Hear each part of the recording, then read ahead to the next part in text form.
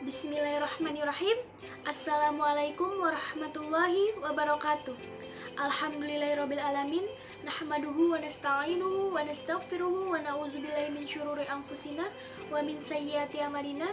May yahdihillahu fala mudhillalah wa la yudhillu fala hadiyalah. Asyhadu an la ilaha illallah wa asyhadu anna Muhammadar Rasulullah. Allahumma sholli ala sayidina Muhammad wa ala ali sayidina Muhammad, amma ba'du. Pertama-tama, marilah kita panjatkan puji syukur kehadirat Allah Subhanahu wa Ta'ala atas berkat nikmat iman, nikmat Islam, nikmat sehat, dan tak lupa salawat serta salam kita limpah curahkan kepada junjungan kita, yakni Nabi besar Muhammad SAW beserta keluarga, sahabat, dan para pengikutnya. Semoga kita semua diberikan syafaat di yaumil akhir nanti. Amin, amin, amin ya robbal alamin. Yang saya hormati Ibu Hajah Debibik Nabilatul Fauziah LCMA selaku dosen pembimbing pada mata kuliah studi hadis. Dan di sini saya akan memperkenalkan diri terlebih dahulu. Nama saya Ila Nur Aini, saya dari Prodi Pendidikan Agama Islam Fakultas Agama Islam kelas 1C. Di sini saya akan menjelaskan tentang salah satu macam hadis dhaif.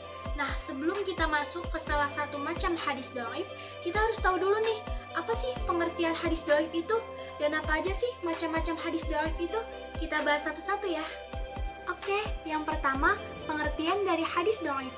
Hadis dhaif menurut bahasa yaitu hadis yang lemah. Dengan kata lain, hadisnya tuh nggak kuat.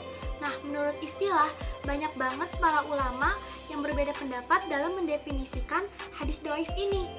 Tapi, maksud, isi, dan tujuannya sama aja. Nah, yang pertama, hadis dhaif adalah hadis yang di dalamnya tidak terdapat syarat-syarat hadis sahih dan hadis hasan. Yang kedua, hadis dhaif adalah hadis yang hilang salah satu syaratnya dari syarat-syarat hadis makbul, yaitu hadis sahih dan hadis hasan. Dan definisi yang ketiga ini ditegaskan bahwa hadis dhaif adalah hadis yang salah satu syaratnya hilang. Di sini para ulama memberikan batasan dalam mendefinisikan hadis dhaif ini, yaitu hadis dhaif adalah hadis yang tidak memenuhi sifat-sifat hadis makbul yang menjadi syarat-syarat dalam hadis sahih dan hadis hasan. Kriteria dari hadis dhaif. Yang pertama itu sanadnya tidak bersambung. Maksudnya gimana? Maksudnya itu terjadi keguguran periwayatan atau terputusnya mata rantai periwayatan dari Rasulullah SAW sampai kepada mukharij. Nah, mukharij itu apa sih? Mukharij itu adalah orang yang meriwayatkan suatu hadis dalam sebuah kitab hadis yang dibukukan. Yang kedua itu tidak adilnya perawi. Maksudnya itu perawinya tidak selamat dari kefasikan, tidak terhindar dari cacat muru'ah, terus tidak menjalankan segala kewajibannya dan mendekati hal-hal yang dilarang. Yang ketiga, kurang dhabitnya perawi. Maksudnya itu, dhabit di sini artinya kuat hafalannya. Jadi, kalau misalkan kurang dhabitnya perawi, berarti perawi yang kurang kuat hafalannya, yaitu perawi yang lalai atau perawi yang tidak sadar.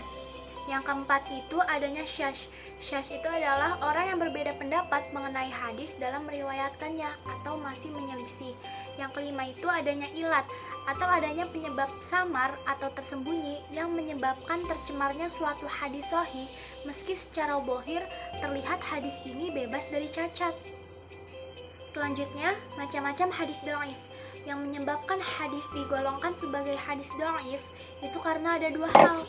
Yang pertama, gugurnya rawi dalam sanadnya, dan yang kedua, adanya cacat pada rawi atau matan. Hadis dhaif yang disebabkan karena pengguguran sanadnya itu ada hadis mursal, hadis munqati, hadis mu'dal, hadis mu'allaq, dan hadis mudalas. Kalau hadis dhaif yang disebabkan karena cacat rawinya itu dibagi menjadi dua, yaitu hadis yang cacat karena kebobitannya dan hadis yang cacat karena keadilan. Yang pertama, hadis yang cacat karena kebobitan. Itu ada hadis munkar, hadis mu'alal, hadis mudaraj, hadis maklub, hadis muqarib, hadis muharraf, hadis musahaf, dan hadis syadz. Kalau misalkan hadis yang cacat karena keadilannya, itu ada tiga, hadis maudhu, hadis madruk, dan hadis majhul. Nah, sekarang kita udah tahu kan apa pengertian dari hadis dhaif dan apa macam-macam dari hadis dhaif. Sekarang kita masuk ke pembahasannya. yaitu saya akan menjelaskan salah satu macam dari hadis dhaif. Di sini saya memilih hadis maklub. Hadis maklub ini merupakan hadis dhaif yang cacat karena kebobitannya. Hadis maklub menurut bahasa yaitu putar balik atau diputar balik. Nah, tapi menurut istilah hadis maklub yaitu hadis yang di dalamnya terjadi pembolak-balikan atau pertukaran baik di dalam sanadnya maupun di dalam matanya. Nah, hadis maklub ini terbagi menjadi dua, yaitu maklub sanad dan maklub matan. Kita bahas satu-satu ya, apa sih itu maklub sanad dan apa maklub matan itu. Nah, yang pertama, maklub sanad. Maklub sanad adalah hadis yang di dalamnya terdapat pergantian atau pembolak-balikan sanad. Maklub sanad ini terbagi menjadi dua bentuk. Yang pertama, seorang perawi mendahulukan dan mengakhiri salah satu nama dari nama-nama para perawi dan nama ayahnya. Misalnya, hadis riwayat Ka'ab bin Murrah dibalik menjadi hadis riwayat Murrah bin Ka'ab. Nah, yang kedua, seorang perawi mengganti salah satu nama dari nama-nama perawi di sebuah hadis dengan nama lain. Nah, tujuannya itu biar nama perawinya ini tidak dikenal. Contohnya seperti hadis riwayat Salim diganti dengan hadis riwayat Nafi. Di sini kita ambil contoh hadis maklub sanad tentang menjual wala. Bismillahirrahmanirrahim. Anna Rasulullah sallallahu alaihi wasallam naha an bai'il wala'i wa an hibatihi. Artinya itu, sungguhnya Rasulullah sallallahu alaihi wasallam melarang penjualan al-wala atau kepemilikan dan juga menghibahkannya. Nah, hadis ini memiliki beberapa jalur sanad. Salah satunya adalah dari Yahya bin Sulaim, dari Ubaidillah bin Umar, dari Nafi, dan dari Ibnu Umar. Tapi sebenarnya sanad yang sahih itu adalah Ubaidillah bin Umar, dari Abdullah bin Dinar, dan dari Ibnu Umar. Nah, hadis ini dikatakan hadis dhaif karena Yahya bin Sulaim ini melakukan kesalahan. Dia menukar nama rawinya dari yang sebenarnya dari Abdullah bin Dinar diganti menjadi Nafi. Yang kedua, maklub matan. Maklub matan ini terjadi karena adanya pembalikan atau pertukaran matan. Yang pertama, membalik dan menukar beberapa bagian matan dalam suatu hadis. Misalnya, hadis riwayat Abu Hurairah tentang 7 golongan yang dinaungi Allah Subhanahu wa Ta'ala di hari kiamat. Seseorang yang melakukan sedekah lalu ia menyamarkannya sehingga tangan kanannya tidak mengetahui apa yang diinfakkan oleh tangan kirinya. Ini menurut hadis riwayat Muslim. Tapi berbeda menurut hadis riwayat Malik. Berbunyi seperti ini. Seorang yang melakukan sedekah lalu ia menyamarkannya sehingga tangan kirinya tidak mengetahui apa yang diinfakkan oleh tangan kanannya. Nah, jadi di sini disebut maklub matan karena ada penukaran dari isinya. Jadi hadis ini ada penukaran, yaitu posisi yamin atau tangan kanan dengan shimal atau tangan kiri. Banyak riwayat hadis yang menyebutkan bahwa dalam urusan kebaikan itu hendaknya menggunakan tangan kanan, bukan tangan kiri.